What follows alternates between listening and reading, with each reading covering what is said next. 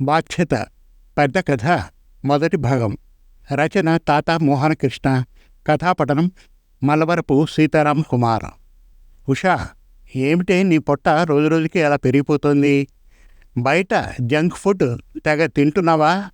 వెంటనే తగ్గించు అంది అమ్మ జానకి.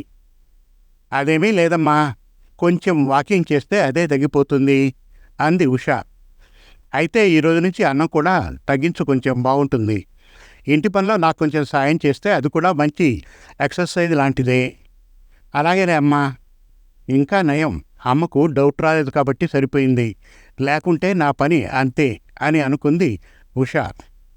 ఉషా తన అమ్మ నాన్నలతో కలిసి ఉంటుంది. తెలివైన అమ్మాయి అవడం చేత పెద్ద చదువులు చదవడానికి ఒప్పుకున్నాడు తండ్రి.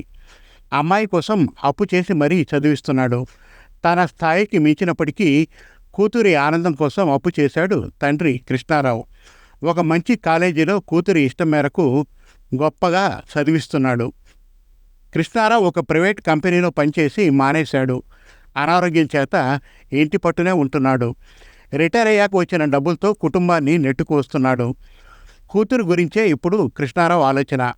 పనిచేసే రోజుల్లో కృష్ణారావుకి ఆఫీసులో మంచి పేరు ఉంది. నిజాయితీకి మారుపేరు అని అందరూ పొగిడేవారు. అంతే ఉత్సాహంతో పనిచేసేవాడు కృష్ణారావు. ఏ పని ఇచ్చినా టక్కున పూర్తి చేసేవాడు.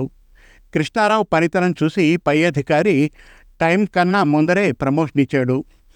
కొడుకు సంపాదన పెరగడంతో కృష్ణారావు తల్లి వెంటనే పెళ్లి చేసేసింది. ఉష ఇప్పుడు కాలేజీలో చదువుతోంది. కాలేజీలో ఫ్రెండ్స్తో కలిసి సినిమాలకు వెళ్ళడం చేసేది. తల్లి అంటే భయం ఎక్కువ, తండ్రి అంటే చనువు ఎక్కువ. కూతురి ఆనందం కోసం కృష్ణారావు ఏదైనా చేసేవాడు. పెళ్ళాం ఎన్ని మాటలు అంటున్నా, ఉద్యోగం మానేసినందుకు ఎన్ని తిట్టినా కూడా అన్నీ కూతురి కోసమే భరిస్తున్నాడు కృష్ణారావు.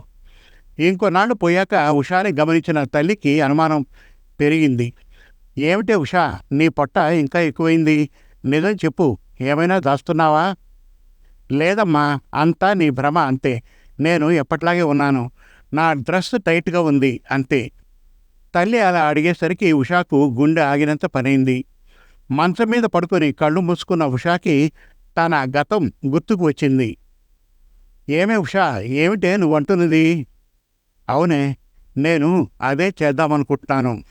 ఇంకోసారి ఆలోచించు, ఇది నీ జీవితానికే ఒక సవాల్ అవుతుంది. కాస్త ఆలోచించవే అంది స్నేహితురాలు రాణి. పర్వాలేదు రాణి, తప్పదే, నాకు వేరే దారి లేదు. మరి ఉద్యోగం తీర్చేసరికి వడ్డీ ఎక్కువైపోతుంది. అమ్మ దగ్గర నాన్న రోజు తిట్లు తినడం నాకు ఇష్టం లేదు.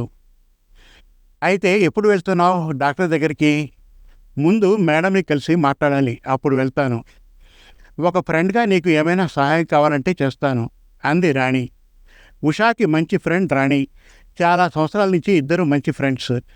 ఉషా తనకి ఏ కష్టం వచ్చినా, ఏమైనా సాయం కావాల్సి వచ్చినా రాణినే అడుగుతుంది. ఆ రోజు సాయంత్రం ఉషా మేడంని కలవడానికి వాళ్ళ ఇంటికి వెళ్ళింది. హలో మేడం, నీరజ గారిని కలవాలి. చెప్పండి, నేనే. నా పేరు ఉషా. మీరు పేపర్లో ఇచ్చిన ప్రకటన చూశాను. మీకు నా అవసరం ఉంటుందేమోనని వచ్చాను. నువ్వు దీనికి ఒప్పుకుంటున్నావని మీ ఇంట్లో తెలుసా? నాకు ఎవరూ లేరు మేడం. పర్వాలేదు, నాకు డబ్బులు చాలా అవసరం, అందుకే దీనికి ఒప్పుకున్నాను. ఉండమ్మాయి, కాఫీ తీసుకుని వస్తాను అంది నీరజ. ఈలోపు ఉషా ఇల్లంతా చూస్తుంది. ఎక్కడ చూసినా అందమైన బొమ్మలు. అవి పిల్లల బొమ్మలు. పిల్లలంటే ఎంత ఇష్టం కాకపోతే అన్నీ ముందే కొని పెట్టుకుంటుందని అనుకుంది ఉషా. అంతా కాస్ట్లీ ఫర్నిచర్. అది ఒక పెద్ద ఇల్లు. సినిమాలో సీరియల్స్లో చూపిన విధంగా చాలా రిచ్గా ఉంది.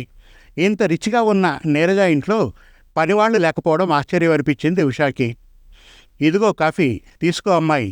Thanks madam. నా పేరు నీరజ. నాకు పెళ్ళై చాలా సంవత్సరాలైంది, కానీ పిల్లలు లేరు. నాకు పిల్లలు కనడానికి ఇక అవదని డాక్టర్ చెప్పడంతో ఇక జీవితంలో తల్లిదయ్యే ఛాన్స్ లేదేమోనని బాధపడుతున్న టైంలో నా ఫ్రెండ్ అయిన డాక్టర్ సరళ నాకు ధైర్యం చెప్పి ఇలా వేరే స్త్రీ ద్వారా అద్దె గర్భంతో పిల్లల్ని కనొచ్చని చెప్పింది. నాకు చాలా డబ్బు ఉంది, కానీ ఇంట్లో ఆ చిన్ని నవ్వులు, ఆ అల్లర్లు లేవు. మా ఆయన్ని ఇంకో పెళ్లి చేసుకోమంటే ఆయనకి ఇష్టం లేదు. నన్ను ప్రేమించి పెళ్లి చేసుకున్నారు. నాకు నువ్వున్నావు చాలు. పిల్లలు లేకపోయినా పర్వాలేదని అంటారు. ఎవరైనా పెంచుకోవడం కంటే సొంత పిల్లలైతే బాగుంటుందని మా ఫ్రెండ్ చెప్పడంతో ఇలా చేస్తున్నాను. నువ్వు చేస్తున్న ఈ పని వల్ల నాకు అమ్మని అయ్యే అవకాశం కల్పిస్తున్నావు. మా అత్తగారు ఎప్పుడు నా చేతిలో మనవణ్ణి పెడతావు అని ఒకటే గోల పెడుతున్నారు. ఆవిడ పెద్ద కొడుకు దగ్గర అమెరికాలో ఉంటారు. పెద్ద కొడుకు అమెరికాలో పెద్ద పొజిషన్లో ఉన్నాడు. అప్పుడప్పుడు ఇక్కడికి వస్తుందామె. ఈసారి వచ్చేసరికి మనవణ్ణి చేతిలో పెట్టాలని చెప్పి మరీ వెళ్ళింది. చెప్పింది నీరజ. మీరు చాలా మంచివారు మేడం, మీకంతా మంచి జరుగుతుంది అంది ఉష.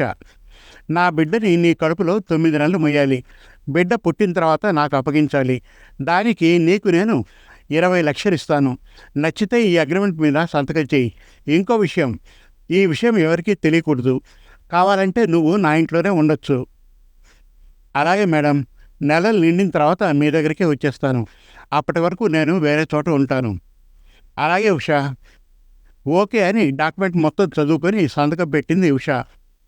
రేపు మనం డాక్టర్ దగ్గరికి వెళ్ళి కలుద్దాం. డాక్టర్ నా ఫ్రెండ్, ఆవిడ దగ్గరుండి అన్నీ చూసుకుంటుంది. నీకేమీ భయం లేదు. అలాగే మేడం. ఈలోపు నీరజ భర్త అక్కడికి వచ్చి ఉషా గురించి అడిగి తెలుసుకున్నాడు. చూడగానే ఉషపై కోరిక కలిగింది నీరజ భర్త నరేష్కు. మిస్ ఉషా, డైరెక్ట్గా పాయింట్కి వచ్చేస్తాను. మా ఆవిడ కన్నా నువ్వు చాలా అందంగా ఉన్నావు. మా ఆవిడకు పిల్లల కోసం ఇంత కష్టపడడం ఎందుకు చెప్పు? నువ్వు నాకు బాగా నచ్చావు. నా కోరిక నువ్వు తీరిస్తే ఈ డాక్టర్లు హాస్పిటల్ ఏమీ అక్కర్లేదు. అంతా న్యాచురల్గా అయిపోతుంది. నీకు నేను ఇంకో 10 లక్షలు ఇస్తాను. ఏమంటావు? నరేషన్ మాట్లాడిన మాటలకి కోపంగా చూసి అక్కడి నుంచి వెళ్ళిపోయింది ఉష. అవసరం తనది. ఏం చేస్తుంది మరి? నీరజ్ గారి మంచితనం చూసి, ఆమె పిల్లల కోసం పడే తపన చూసి ఏమీ అనకుండా ఉంది ఉష. మొగుడు ఇలాంటి విషయాలు వేస్తే ఏ పనివారు మాత్రం ఇక్కడ పనిచేస్తారు మరి? అందుకే ఎవరూ లేరేమో అనుకుంది ఉష. మర్నాడు డాక్టర్ని హాస్పిటల్లో కలిసిన ఉష ప్రాసెస్ మొత్తం తెలుసుకుంది. డాక్టర్ చాలా ఓపికగా అన్నీ వివరంగా చెప్పింది. అన్ని జాగ్రత్తలు చెప్పి ఉషాకి ధైర్యం చెప్పింది. ప్రాసెస్ అంతా కంప్లీట్ అయింది. అనుకున్న ప్రకారం గర్భం దాల్చింది ఉష. నీరజ చాలా ఆనందపడింది. ఏదో తనే గర్భం దాల్చినంతగా ఆనందపడింది నీరజ. ఉష, నీకు కావలసిన మందులు పండ్లు అన్నీ నీకు పంపిస్తాను. అన్నీ టైంకు తినాలి. మందులు అవి ఖచ్చితంగా వాడాలి. నీకు ఎప్పుడైనా సాయం కావాలంటే ఎప్పుడైనా మా ఇంటికి రావచ్చు చెప్పింది నీరజ. అలాగే మేడం, మీరు అంతగా చెప్పాలా? నా కడుపులో బిడ్డ మీదే కదా, మీరు ఎలా చెప్తే అలానే చేస్తాను అంది ఉష. అమ్మకి రోజురోజుకి నా మీద డౌట్ పెరుగుతోంది. ఇప్పుడు ఇక ఇంట్లో ఉండడం మంచిది కాదు. ఎక్కడైనా వేరే ఇల్లు తీసుకుని వెళ్ళిపోవాలి. లేకపోతే ఇంట్లో విషయం తెలిసిపోతుంది. అప్పుడు నా మీద కోపం నాన్న మీద చూపిస్తుంది అమ్మ.